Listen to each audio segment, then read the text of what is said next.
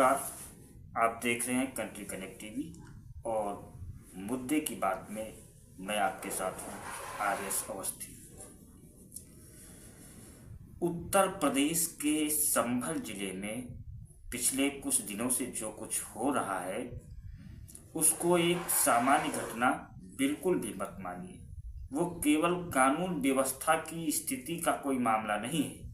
वो छिपे हुए या छिपाए गए मंदिर के मिलने का भी मामला नहीं है। वो उस इलाके के सांसद के घर बिजली चोरी या और लोगों के घर बिजली की चोरी का भी मामला नहीं है। मेरी नज़र में ये आज़ादी के बाद भारत के राजनीतिक सांस्कृतिक जीवन की सबसे बड़ी और महत्वपूर्ण घटना है।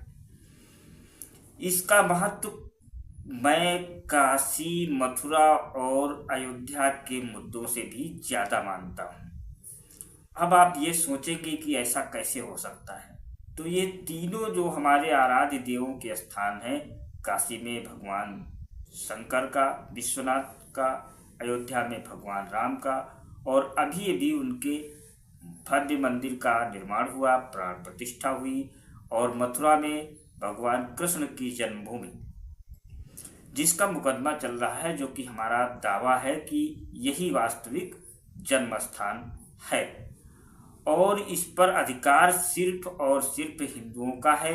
लेकिन इन तीनों की तुलना में मैं ऐसा क्यों कह रहा हूं कि संभल का महत्व ज्यादा है। ये तीनों जगहें जिहादियों का गढ़ नहीं बन पाई। भले ही मंदिरों पर कब्जा कर लिया गया या मंदिरों पर मस्जिदें बना दी गई या कुछ और निर्माण कर दिए गए, लेकिन वो जिहादियों का गढ़ नहीं बन पाई। वही दूसरी बात यह कि कश्मीर के अलावा आज़ाद भारत में हिंदुओं का इतनी बड़ी मात्रा में पलायन संभल के अलावा पूरे देश में और कहीं नहीं हुआ। कितने लोग जिंदा जलाए गए, ऐसी घटना आपको देश के किसी और कोने में देखने को नहीं मिलेगी।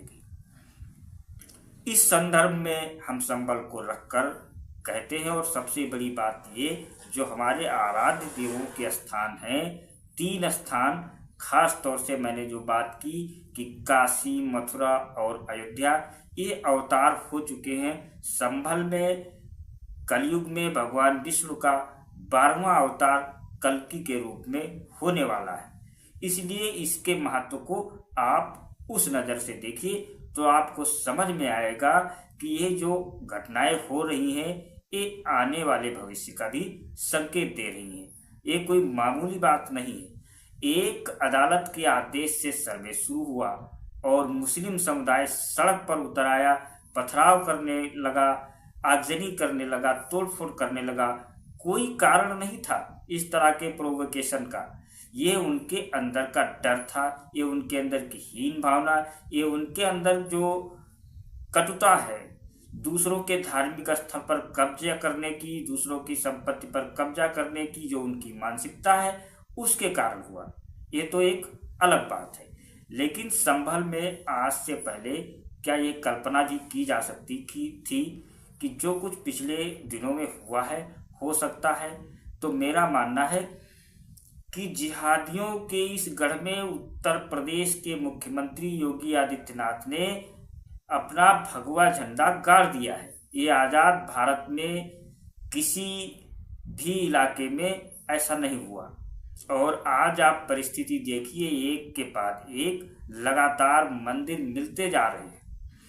जो कुएं ढक दिए गए थे, छिपा दिए गए थे, बंद कर दिए थे, उन सबका पुनरुद्धार हो रहा है। इसके अलावा जो 68 तीर्थ हैं वहां पर, उनकी भी खोज हो रही है, उनका पुनरुद्धार होने वाला है। तो ये घटना जो है अपने आप में एक बहुत बड़ी घटना है। और जो बात योगी आदित्यनाथ ने सदन में कही है, उन्होंने कहा कि ये देश राम, कृष्ण और बुद्ध के अनुसार चलेगा, उनके बताए पर चलेगा, ये बाबर और औरंगजेब के बताए रास्ते पर नहीं चलेगा। ये बात, इस तरह के बयान अगर 1947 के बाद आए होते तो इस देश की स्थिति, परिस्थिति कुछ और होती। हर दृष्टि से सामाजिक, राजनीतिक, आर्थिक किसी भी क्षेत्र में हमारी प्रगति का जो व्यापक स्वरूप होता वो बहुत बड़ा होता। लेकिन वही कहते हैं कि देर आए दुरुस्त आए, देर से ही सही यही मानकर चलना चाहिए, लेकिन दुरुस्त आए हैं। संभल में जो हुआ है, देश में पिछले 77 साल में धर्मनिरपेक्षता की जिस तरह एक कथित राजनीति चलाई गई, उसकी जितनी बुराइयां हो सकती है वो सब आपको संभल में देखने को मिलेंगी।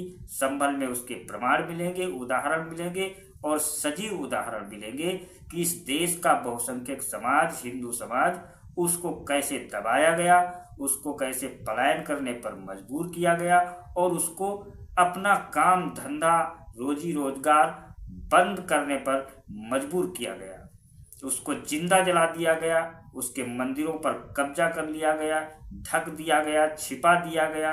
उसके जो पूजा स्थल थे, कूप थे जिनसे पानी निकालकर वो भगवान शंकर का जलाभिषेक करते थे, वो कुएं बंद कर दिए गए या फिर ढक दिए गए और तीर्थ स्थान नष्ट कर दिए गए। इतिहास को छिपाने का जो काला अध्याय 1947 के बाद से शुरू हुआ, उसका सबसे जीता जागता प्रमाण अगर आपको देखना है तो संभल चले जाइए। इतिहास को किस तरह से छिपाने और दबाने की कोशिश की गई है, किस तरह से भारतीय और सनातन संस्कृति को समाप्त करने की साजिशें की गई, वो आप संभल में देख सकते हैं। इस देश के बहुसंख्यक हिंदू समाज को किस तरह से प्रताड़ित करने की कोशिश की गई। जो लोग कहते हैं कि भाई आप संख्या में 80% है, फिर भी कहते हैं कि हिंदू खतरे में है, तो वो संभल जाकर के देख लें कि हिंदू खतरे में है या नहीं। अगर योगी आदित्यनाथ की सरकार ने ये कदम न उठाया होता तो आगे भी हिंदू खतरे में ही रहने वाला था। 1978 कोई बहुत पुरानी बात नहीं है। संभल का अगर नाम लें उत्तर प्रदेश के किसी रहने वाले के सामने तो एक ही तस्वीर उभर कर दिमाग में आएगी, वो है दंगे की। सांप्रदायिक दंगे का लंबा इतिहास और सिलसिला संभल में होता रहा है, चलता रहा है और सरकार पर सरकार आती रही, किसी ने इसके बारे में जानने की, इसको समझने की और इसको रोकने की कोशिश नहीं की। कोशिश तो बहुत दूर की बात है, किसी ने उसकी चर्चा भी करना जरूरी नहीं समझा। अब 78 के दंगों की फिर से जांच करने की तैयारी हो रही है। अब उसमें कितना प्रमाण मिलेगा नहीं मिलेगा, लेकिन आप यह याद रखिए कि उस समय के अधिकारियों का संभल में जो हो रहा है, मैं कह रहा हूँ योगी आदित्यनाथ ने एक और बहुत ऐतिहासिक और एक बहुत बड़ा काम किया है, जो इस राजनीति की दिशा का एक प्रस्थान बिंदु बनेगा। एक फिल्म आई थी, आप लोगों ने भी देखी होगी, कश्मीर फाइल्स। उसका एक डायलॉग देश भर में मशहूर हो गया कि सरकार भले ही हमारी हो, सिस्टम उनका है। अब आप संभल जाइए, संभल में जो कुछ हो रहा है, अगर आपने उन खबरों को देखा हो तो योगी आदित्यनाथ ये स्थापित करने की कोशिश कर रहे हैं कि जब सरकार हमारी होगी तो सिस्टम भी हमारा ही होगा और उसी के अनुसार काम होगा। संभल में मुरादाबाद के कमिश्नर अंजनेय कुमार सिंह, वहाँ के जिलाधिकारी राजेंद्र तिनसिया, वहाँ के पुलिस अधीक्षक कृष्ण कुमार बिश्नोई और डिप्टी एसपी अनुज चौधरी को आप कैसे भूल सकते हैं। उसके अलावा बिजली विभाग के कर्मचारी, दूसरे विभागों के कर्मचारी, पूरा संभल जिला प्रशासन उसकी प्रशंसा करनी होगी। उन्होंने इस बारे में नहीं सोचा कि हमारी नौकरी का क्या होगा, अगर सरकार बदली तो हमारे भविष्य का क्या होगा। उन्होंने जो सच है, जो वास्तविकता है और जो न्यायपूर्ण ढंग से होना चाहिए, वही सब कुछ करने का काम किया है। भारतीय संस्कृति को बचाने का काम किया है। जब ऐसे अधिकारी, जब ऐसे सरकारी कर्मचारी सरकार के साथ कदम से कदम मिलाकर खड़े होते हैं, तो क्यों खड़े होते हैं? क्योंकि जब उनको पता होता है कि हमारा मुख्यमंत्री पीछे खड़ा है तो ताकत उनको मिलती है। और मुख्यमंत्री जब खड़ा है तो फिर उनके मन में होता है कि हमें डर किस बात का है, हम कुछ गलत नहीं कर रहे हैं, हम कुछ कानून के विरुद्ध नहीं कर रहे हैं, हम कुछ संविधान के खिलाफ नहीं कर रहे हैं, हम सिर्फ वो काम कर रहे हैं जो आज से कई दशक पहले होना चाहिए था। और जिन लोगों ने उस समय दुर्दशा की, दंगे करवाए, लोगों को जिंदा जलवा दिया, लोगों को पलायन करने पर मजबूर किया, उन अधिकारियों को अगर वो जीवित हो तो उन सब के खिलाफ कार्यवाही होनी चाहिए, मुकदमा चलना चाहिए, जिससे कि भविष्य में कोई ऐसा करने की हिम्मत न जुटा सके।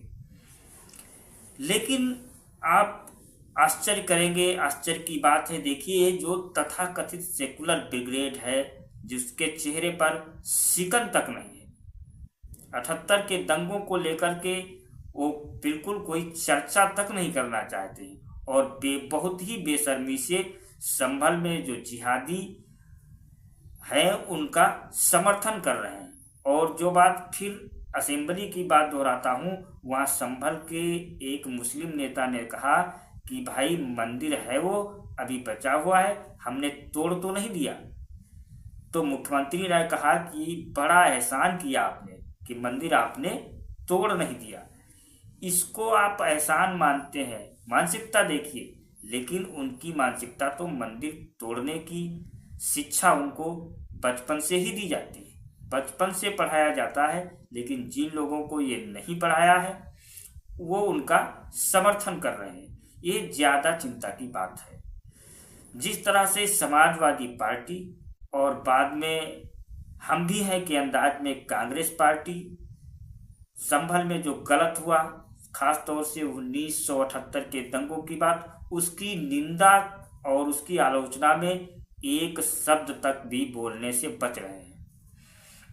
कांग्रेस की ओर से न तो बोला गया है कुछ और न ही समाजवादी पार्टी की ओर से 78 के दंगों को लेकर एक शब्द भी बोला गया है।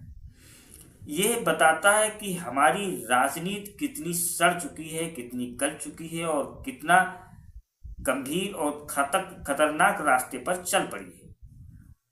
उनको सच बोलने का साहस तक खत्म हो गया है। सच बोलने तक का साहस करना आज एक अनहोनी बात के रूप में सामने आता है। पिछले 77 सालों से ये तथाकथित धर्मनिरपेक्षता की जो राजनीति देश में चली है, संभल में उसका सबसे भयानक चेहरा दिखाई देता है।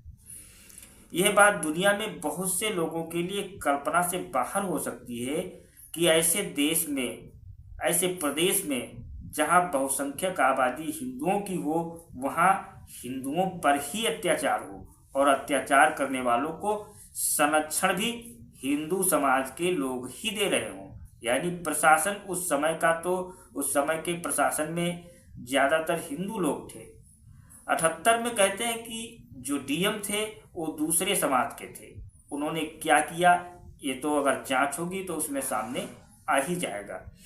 लेकिन संभल की घटना को देखते हुए मेरा मानना है, और मैं फिर से दोहरा रहा हूँ उस बात को जो शुरू में कही, कि ये हमारे राजनीतिक, सामाजिक और सांस्कृतिक जीवन का एक प्रस्थान बिंदु बनेगा कि सच बोलने की हिम्मत, सच को दिखाने की हिम्मत, इतिहास को जिसको दबाया गया, छिपाया गया, उसको सामने लाने की हिम्मत, ये अगर सरकार में बैठा हुआ व्यक्ति, उसकी नज़र सिर्फ वोट पर ना हो, अपने निजी स्वार्थ पर ना हो, अपने राजनीतिक हित पर ना हो, तभी कर सकता है।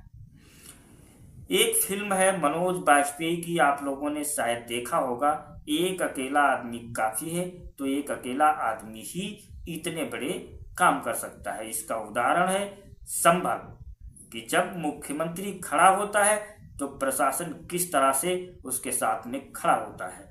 जब अन्याय के विरुद्ध कोई व्यक्ति खड़ा होता है बिना किसी अपने स्वार्थ, निजी स्वार्थ के, जब यह लोगों को दिखाई देने लगता है तो उस पर भरोसा लोगों का बन जाता है, विश्वसनीयता बनती है। तो आज संभल में जो कुछ हो रहा है उसको शुरुआत मानिए, यह अंत नहीं है। यह ऐसी शुरुआत है जिसका असर केवल संभल या उत्तर प्रदेश तक नहीं, पूरे देश में होगा।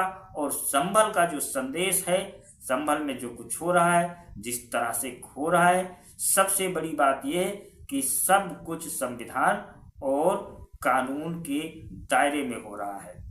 कानून और संविधान का उल्लंघन करके कोई काम नहीं किया जा रहा है। कोई उंगली नहीं उठा सकता कि आप कानून तोड़ रहे हैं, संविधान तोड़ रहे हैं या फिर अपनी मनमानी कर रहे हैं।